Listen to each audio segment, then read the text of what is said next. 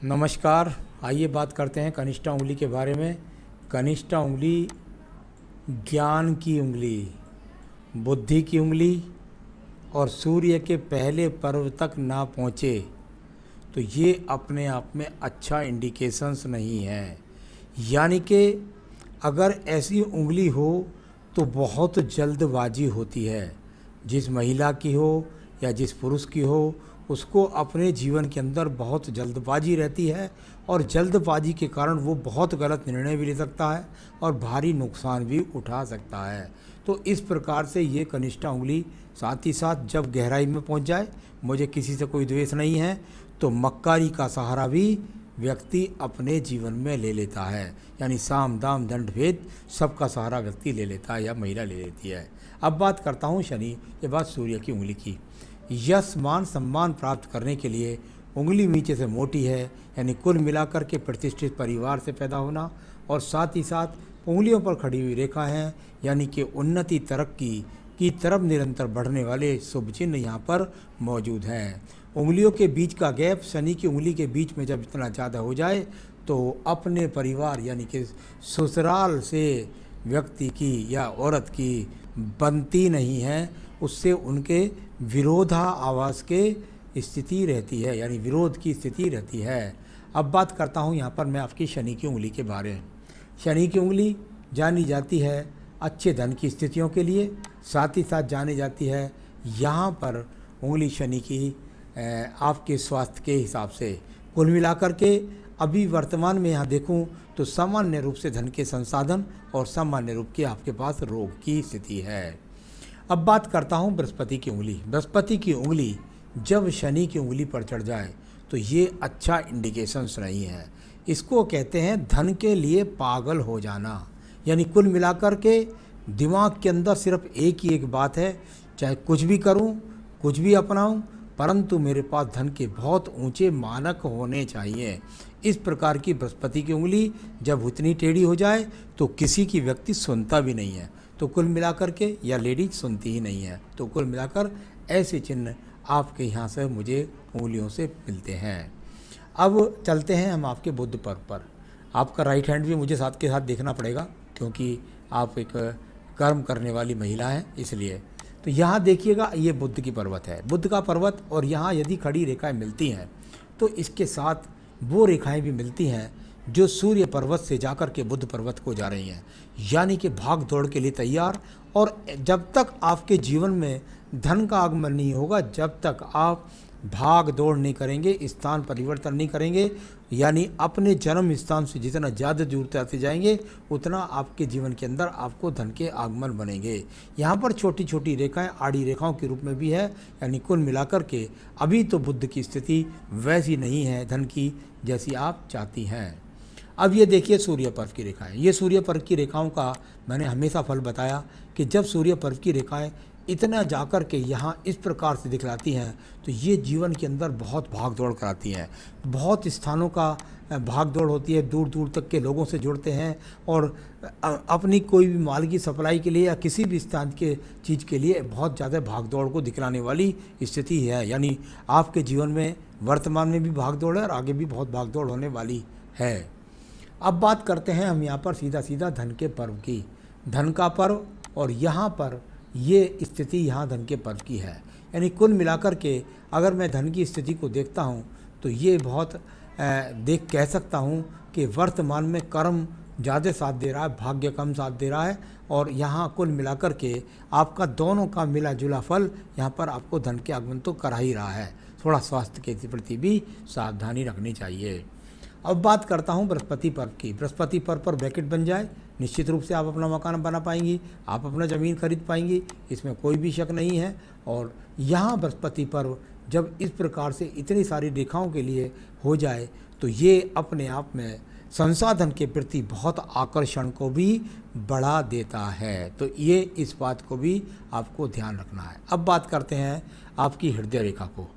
हृदय रेखा और हृदय रेखा को शुरू से आखिर तक देखता हूँ तो बहुत ज़्यादा कीरम काटी वाली रेखाओं के साथ है। यानी इतनी सारी रेखाएं जब आपकी हृदय रेखा को काटे और एक रेखा जाकर के नीचे की तरफ बिल्कुल जाकर मंगल पर्वत से टकराए, तो ये तो निश्चित बात है कि पति के साथ में अच्छे संबंधों को नहीं दर्शा रही ये स्थितियाँ। यानी कुल मिलाकर पति के साथ अच्छी स्थिति को नहीं दर्शाती हैं, कुल मिलाकर मन के अंदर आपके में बहुत ज़्यादा बेचैनी को दर्शाने वाली स्थिति और मन के अंदर बहुत सारी बातों को छुपाने वाली स्थिति भी यहाँ पर नज़र आती है। अब बात करता हूँ मैं यहाँ पर आपके मंगल पर्व की। मंगल पर्व और यहाँ मंगल पर्व को देखता हूँ तो ये अपने आप में बहुत ऐसी सारी रेखाएं हैं जो यहाँ पर काट रही हैं। एक हल्का सा स्पॉट यहाँ काला सा चिन्ह भी नज़र आया मुझे।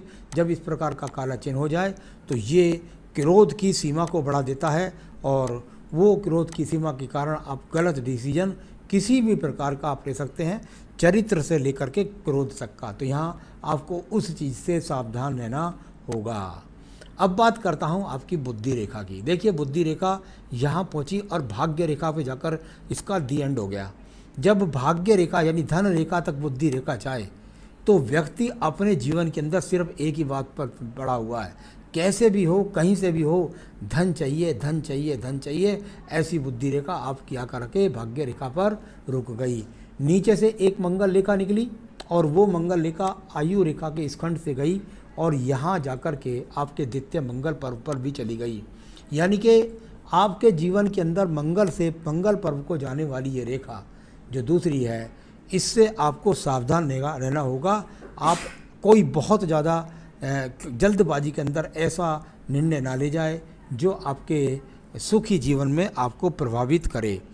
तो ये स्थितियाँ इस समय, क्योंकि आपकी 70 का जन्म है तो 50 साल की उम्र है, तो ये सब स्थितियाँ पहले गुजर चुकी हैं आपके साथ में। वो जो रेखा नीचे वाली है उसको मैं बोल रहा था। तो बहुत ही ज़बरदस्त तरीके से ना आपने अपने पिछले जीवन में भी निर्णय लिए हैं। अब बात करते हैं मंगल के द्वितीय पर्व की। द्वितीय मंगल पर्वत यहाँ पर पूरी तरीके से साहसिक रूप से बना हुआ है, कर्म करने को तैयार हैं, भाग्य को बदलने के लिए तैयार हैं। इस तरह की स्थितियों को दर्शाने वाली ये आपकी स्थिति है। अब देखिए नीचे का चंद्र पर्वत। नीचे का चंद्र पर्वत इतनी सारी रेखा निकले, यानी कुल मिलाकर के भाग दौड़ी, दूर स्थानों से जुड़ना और दूर स्थानों से जुड़ करके अपने भाग्य को बदलना, इस तरह की यहाँ पर बहुत सारी भाग्य रेखाएं जा करके, यहाँ ये चंद्र पर्वत की रेखाएं जा करके आपकी भाग्य रेखा से संबंध बना रही हैं। तो ये चीज़ें बहुत एक तरह से केतु के साथ संबंध भी है, तो यात्राएं भी बहुत हैं। और चंद्र केतु का संबंध वैसे भी अच्छा नहीं माना जाता है चरित्र के हिसाब से, तो उसके लिए मैं दोबारा से आपको कहूँगा कि गलत लोगों की सोबत से बचें। अब बात करते हैं इसके बाद में आपकी व्यापारिक रेखा के बारे में।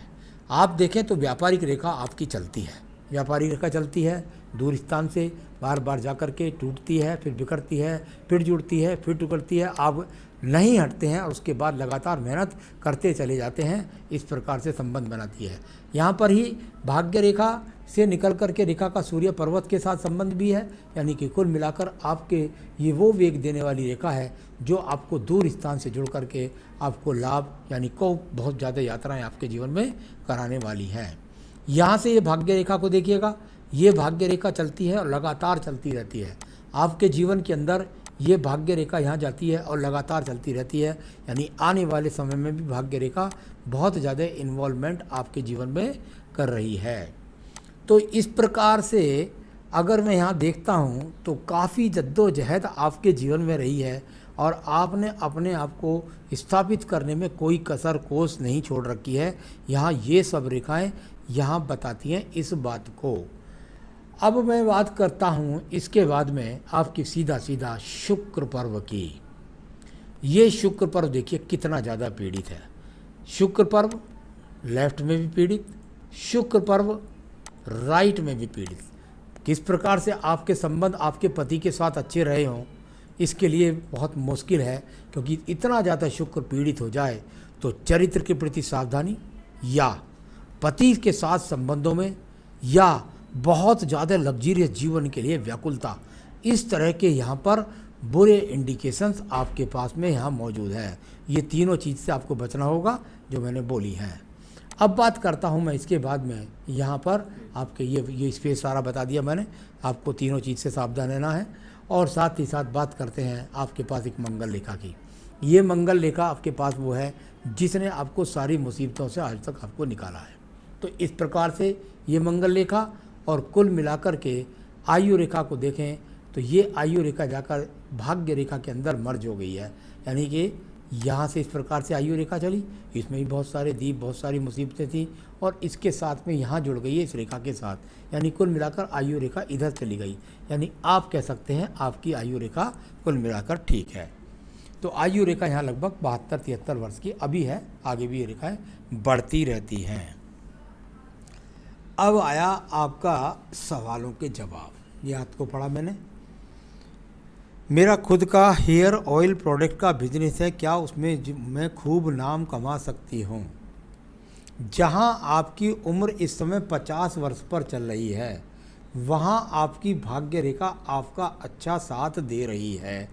यानी मैं कह सकता हूँ कि आने वाले काफ़ी समय आपके पास अच्छा है और आप अपना बिजनेस को चला सकती हैं, और निश्चित रूप से आने वाले 6-7 साल तक बहुत अच्छा आपके पास समय है। उसमें आप खूब अपना बिजनेस को बढ़ा भी सकती हैं और उसमें नाम भी आप कमाएंगी। मैं बड़े परिवार से हूँ, गांव में रहती हूँ, मुझे एक सिटी में घर दुकान लेनी है, लेकिन मेरा सपना ये कब सच होगा? बता देता हूँ आपको, 2022 से लेकर 2024 के बीच में आपको ऐसी अवस्था ज़रूर प्राप्त होगी जिसमें आप शहर में जा कर के मकान ले सकती हैं, दुकान ले सकती हैं, जो कुछ चाहे वहाँ पर ले सकती हैं। ये 2022 से 2024 के बीच में अवश्य होगा। गांव में मेरी शॉप है, तो गांव में आपकी शॉप है, चलाती रहिएगा, क्योंकि इस समय अच्छा चल रहा है, तो वो भी आपका साथ देगी। यानी वर्तमान में आप जब मुझसे हाथ दिखला रही हैं तो उस समय आपका समय अच्छा चल रहा है। मुझे मेरा बिजनेस चारों तरफ फैलाना है, क्या मैं खुद को इसके काबिल बना सकती हूँ? बिल्कुल आप बना सकती हैं, क्योंकि साम दाम दंड भेद जो नीति है वो आपके पास में बिल्कुल यहाँ पर बनी हुई है। क्योंकि ये जो एक चिन्ह है, ये यहाँ पर जो ट्रायंगल जब बनता है बुद्धि रेखा के पास में, तो इस ट्रायंगल्स को बोलते हैं व्यक्ति गुप्त योजनाओं के द्वारा अपनी सफलता के लिए साम दाम दंड भेद सब कुछ अपनाता है। बुढ़ापा कैसा बीतेगा? बुढ़ापा जहाँ तक सवाल है, आयु रेखा में मुझे कोई बुरा चिन्ह नज़र नहीं आ रहा, तो वो अपने आप में ठीक है आपका। बिजनेस में मुझे लोन नहीं लेना है, मेरे पास इतने पैसे भी नहीं हैं, तो ये सपना कैसे पूरा होगा? देखिए, कोई भी बिजनेस है उसमें लोन लेना इसलिए भी ज़रूरी होता है कि आपको इनकम टैक्स से भी बचना है। आप कहीं से दूसरे तरीके से लाएं, इन्वेस्टमेंट पैसा कर दें, तो कर्ज का लेके आएँ, उससे चाहिए कम इंटरेस्ट का बैंक का लोन लें, तो बैंक का लोन मिल जाए तो ज़्यादा अच्छी बात है। किसी भी व्यापार को बढ़ाने के लिए आपको व्यापार में इन्वेस्टमेंट तो करना ही होगा। तो सपना पूरा करना चाहती है, आपके पास 8 साल बहुत अच्छे हैं, उसमें कर लीजिए जैसा भी आप सपना पूरा करने चाहती हैं। बाकी सब बातें भी आपने लिखी हैं कि मुझे ईश्वर के दर्शन होते हैं और मुझे वो साक्षात दिखलाई पड़ते हैं और बिल्कुल उनसे मेरी बात भी होती है। बहुत सुंदर बात है, कोई परेशानी नहीं है, लेकिन मुझे यहाँ पर कोई भी केतु स्थान से ऐसा चिन्ह नहीं दिखाई दिया कि जिससे आप योग साधना में जाएं। जहाँ तक आपने पूछा है क्या मेरे पीछे कोई ईश्वरीय शक्ति काम करती है या मेरे पीछे कोई आत्मा काम करती है, जहाँ तक आपके हाथ को मैं पूरा पढ़ता हूँ, मुझे ईश्वरीय संबंधित कोई भी चिन्ह ऐसा यहाँ नहीं मिला जो मेरे अनुभव में जिसको मैं कह सकूं कि आपके पीछे कोई ईश्वरीय शक्ति काम करती है। ये तो हो सकता है कि आपके पीछे आपकी योजनाएं अच्छी तरह काम करती हों, या हो सकता है आप जिसको कहते हैं भी कोई आत्मा काम करती हो। तो मुझे वो भूत प्रेत वाले चिन्ह भी हाथ ऐसे नज़र नहीं आए, वो भी मैं जानता हूँ। कुल मिलाकर के आपको अपनी जो योजनाएं हैं उनमें गुप्तता बहुत है, आपकी योजनाओं में बहुत गुप्त मन है आपका, और साथ ही साथ बातों को बहुत छुपा करके भी रख जाती हैं, और बिल्कुल सामदान दंड भेद की आपकी नीति भी है। तो ऐसा तो मुझे हाथ से लगता है, मुझे ना तो किसी प्रकार की आत्मा का दिखाई देता है और ना ही भगवान का। खैर, कुल मिलाकर के वो आपकी अच्छी बात है, क्योंकि आपकी अच्छी भावनाएं रहती होंगी, आपके साथ जुड़ करके आप ईश्वर के प्रति ज़्यादा आस्था रखती होंगी, तो ईश्वर आपको दर्शन देते हैं, तो अच्छी बात है, इसमें कोई बुरी बात नहीं है। लेकिन भूत प्रेत नहीं है, यहाँ पे कोई बहुत ज़्यादा साधना की चिन्ह नहीं है। मेरा तो सीधा मतलब ये है। चलिए मैं बताता हूँ आपको क्या करें आप, जो आपको आगे कोई संकट ना आए और आपके जीवन में आपको तरक्की मिले।